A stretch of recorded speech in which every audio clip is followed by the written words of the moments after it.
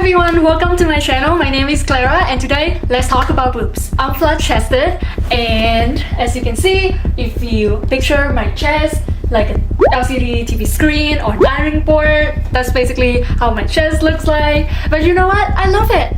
Imagine building a multi-million-dollar empire on the tears and insecurities of young girls, only to cash out and buy the exact body that you told them that they never needed.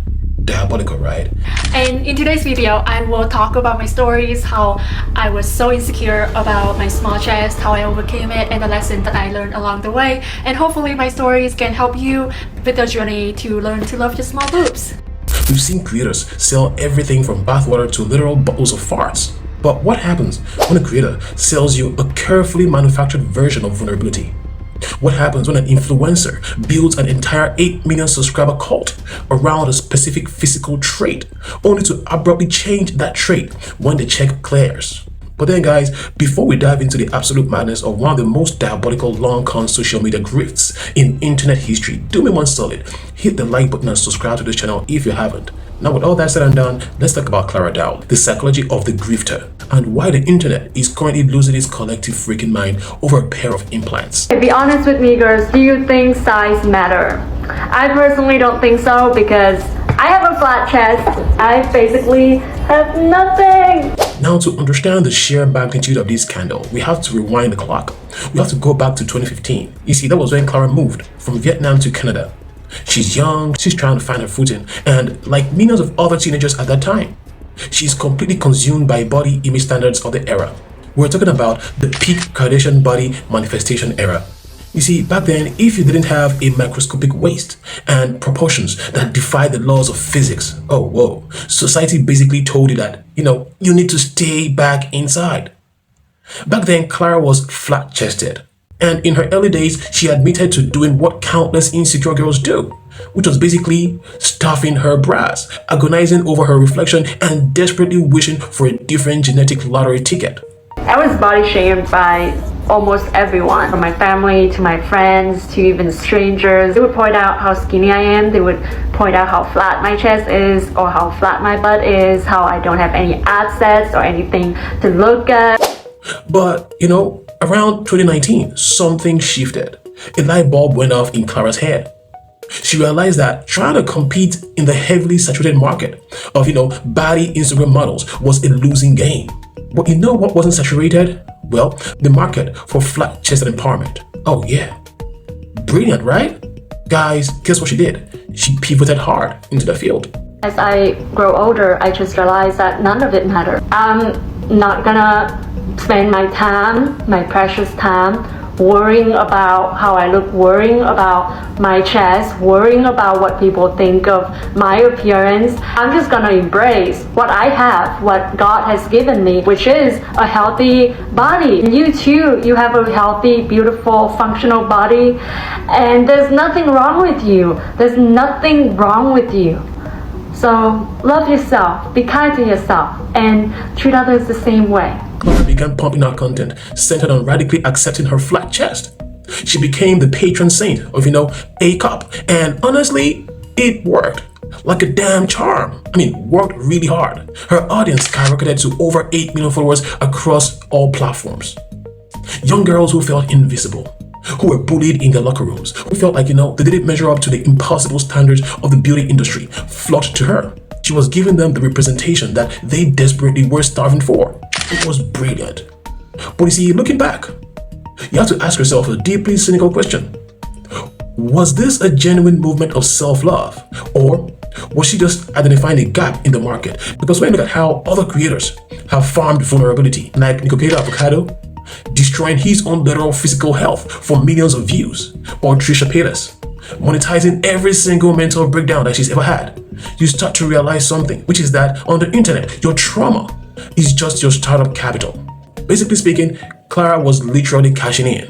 But then again, beneath the surface of this empowering girl boss narrative, the foundation was completely rotten. Be honest with me girls, do you think size matter? Now you see, as we transition from the darker reality of Clara's brand, we have to look at the blatant contradictions that she was feeding her audience long before she ever stepped foot into a surgeon's office. You see guys, the brand was body positivity, yeah.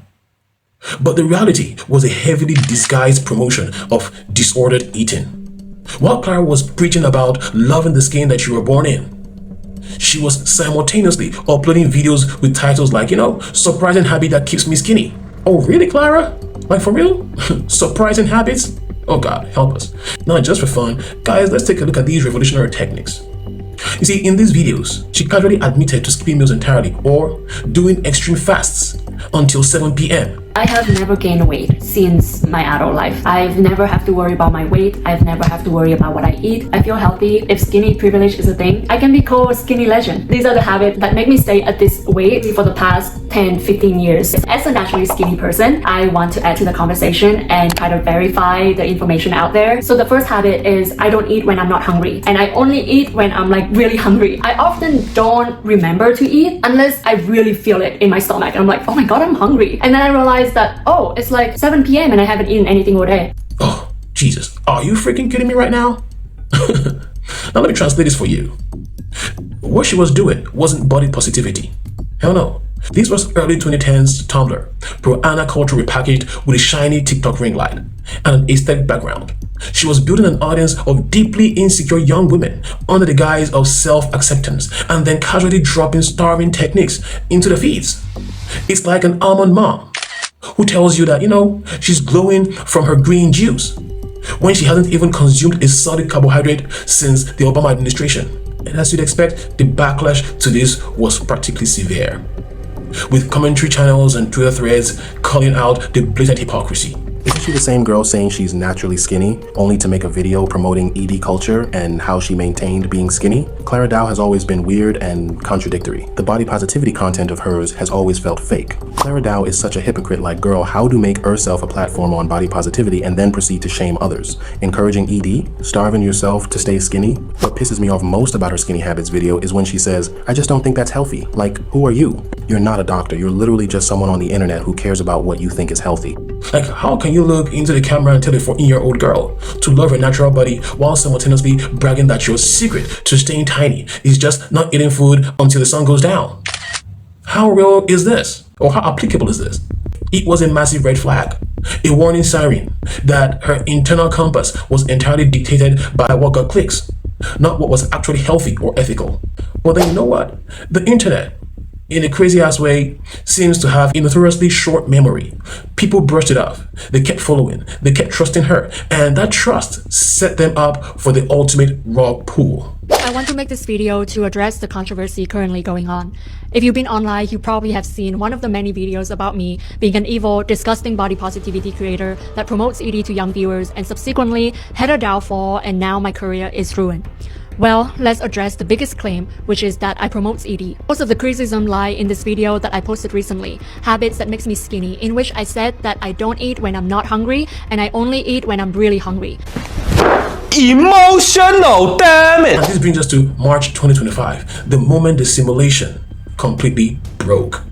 Guys, you see, Clara Dao, the internet's most vocal aggressive defender of the flat-chested community, the woman who built a multi-million follower empire on the premise of loving your natural A-cups, went to Vietnam and got breast augmentation surgery. She literally upgraded from a 32AA to a 32C. Oh, goodness.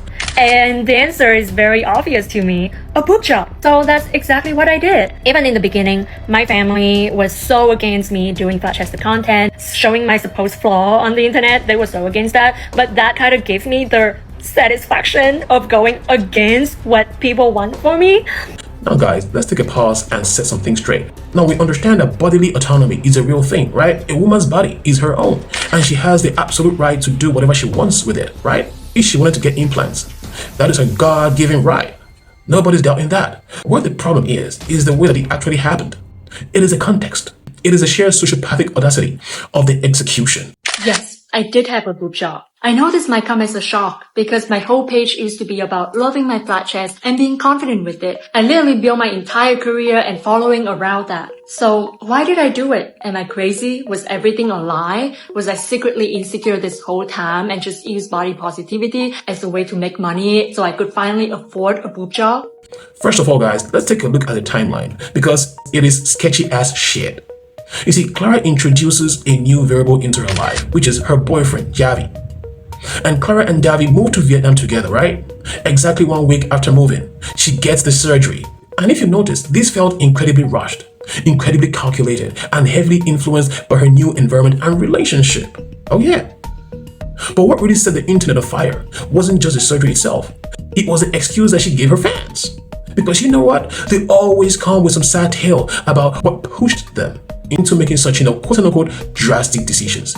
You see, guys, when you spend like 6 years crying on camera about your flat chest, building a trauma bond with millions of women who share your exact same insecurity, and then you quietly go get surgery to change the exact same feature that people could relate with you on.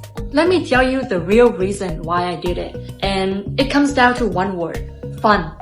Honestly, I believe that you do owe them a thoughtful explanation. You say things like, hey guys, the pressure got to me, my body dysmorphia won, I'm sorry if it hurts you. It is not bad to show vulnerability, right? You're human. And of course, that is a clean and clear way to get your shit done. But what did Clara Dao say? Well, she looked into her camera boldly, shrugged and said, she got a major invasive cosmetic surgery because she was bored, quote unquote bored, and did it for fun. Oh, hell no. I think someone should smack me in the face right now. Not you guys, don't do it. It comes down to one word: fun. You see, fellas, I want you to process that. She said, for fun. Like she was deciding between getting some cafe americano at Starbucks or, letting a surgeon slice her open and insert silicone bags into her chest cavity. Oh, hell no. Like for real, this was so deeply dismissive.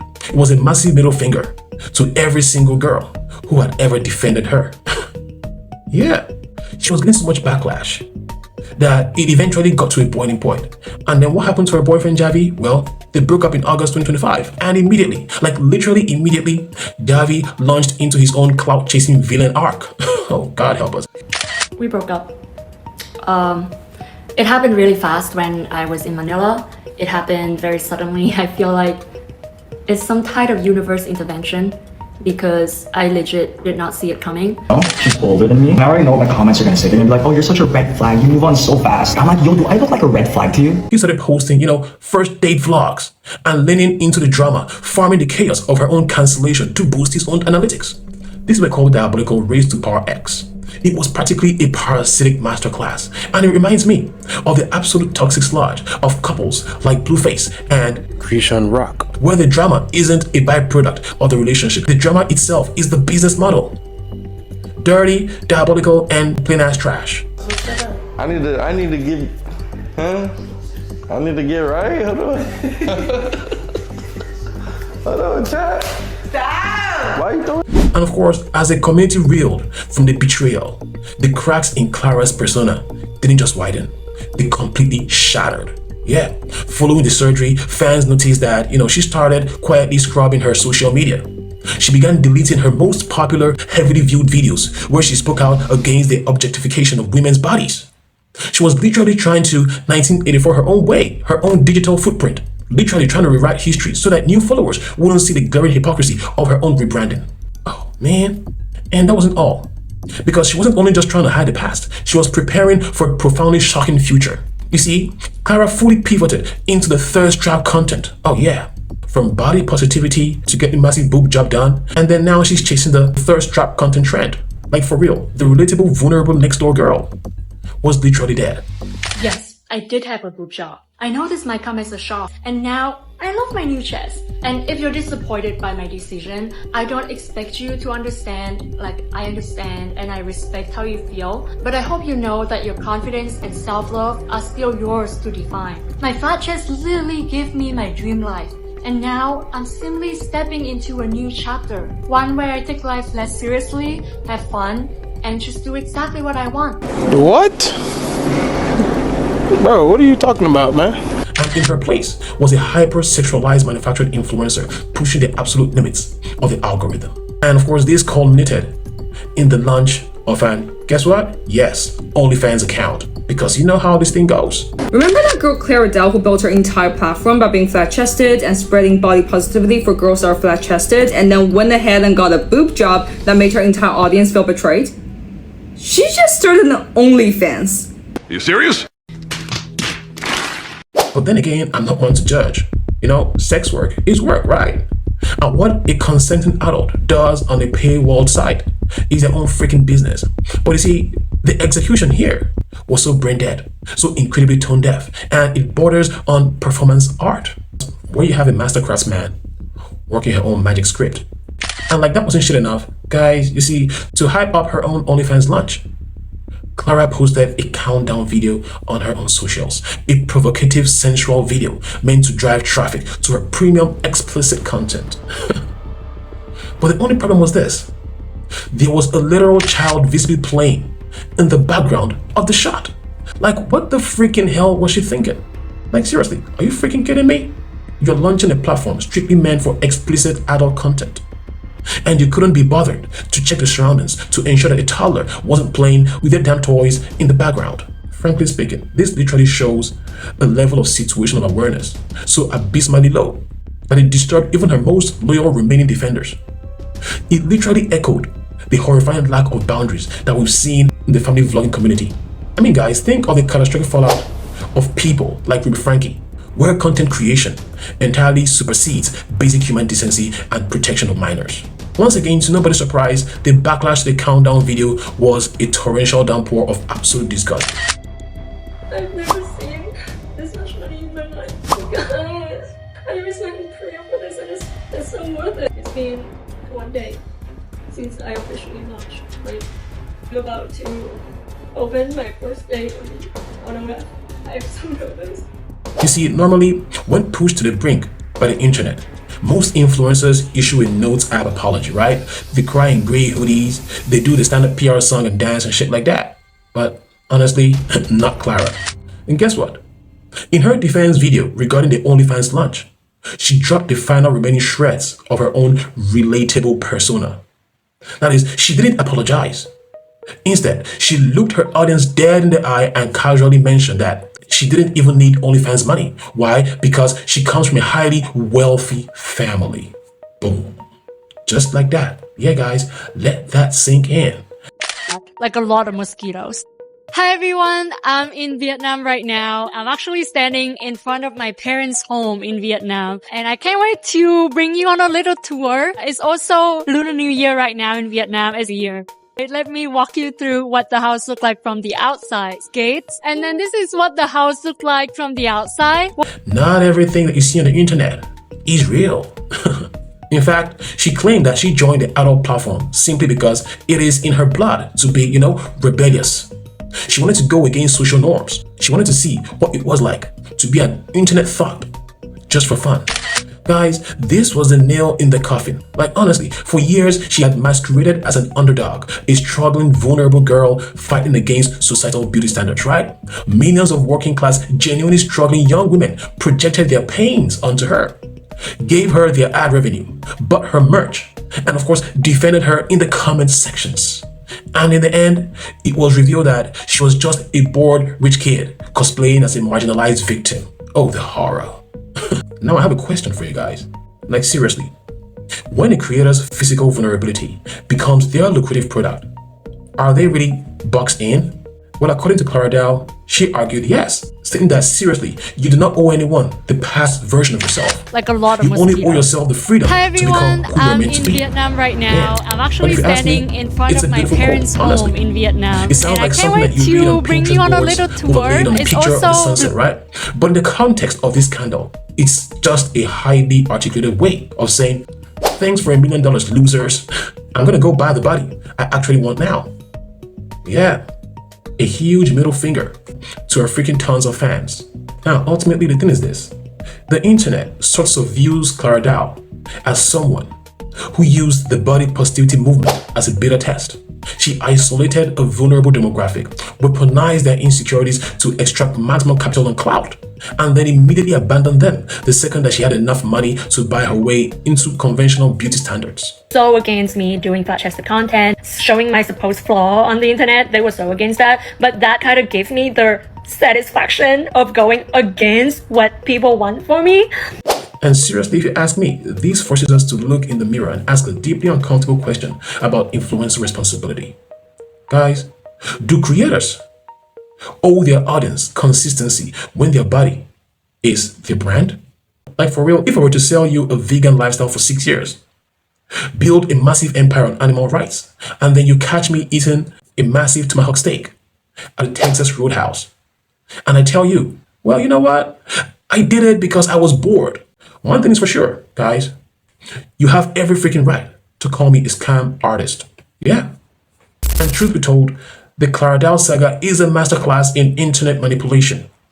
It is a terrifying reminder that the people that you see on the screen, the people that you look up to, the people whose videos you cry to at 2 a.m. when you hate what you see in the mirror, they are not your freaking friends. Wake up and smell the coffee. You are just a metric to them.